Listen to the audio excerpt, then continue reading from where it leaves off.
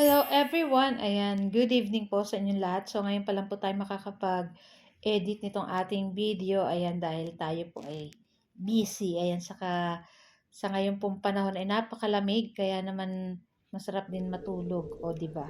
So yun na nga. At kami po ay, itong aming ulam ay parang breakfast and lunch na rin. So, meron pa tayong natirang ham. So, lutuin na natin lahat para maubos na yung mga iba pang mga natira nating handa nung New Year, kaya lutuin na natin para makaano na tayo ng mga susunod nating ilalagay sa ating ref. So, ayan na nga, ito na yung ating last ng ating ham.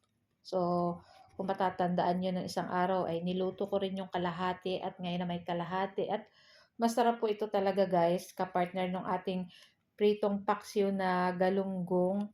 Tapos, magluto rin tayo ng scrambled egg. Lalagyan lang natin ng sibuyas para mas masarap. So, pakaluto natin ng ating ham.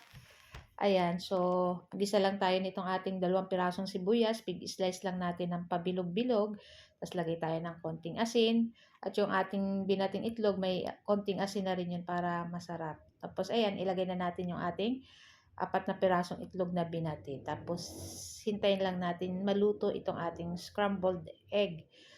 Ayan. Tapos, syempre, yung ating paksiw na galunggong, mamaya after nito ay pipritusin natin. So, masarap po yun tuwing, lalo na pag umaga. Kaya lang ay late na rin po kaming nagising, kaya ito pong aming kakainin ay parang brunch na. Ayan.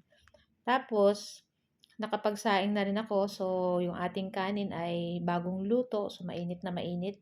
Talagang masarap po yan dito sa ating ulam. So na nga, at baliktadin lang natin itong ating scrambled egg. Ayan.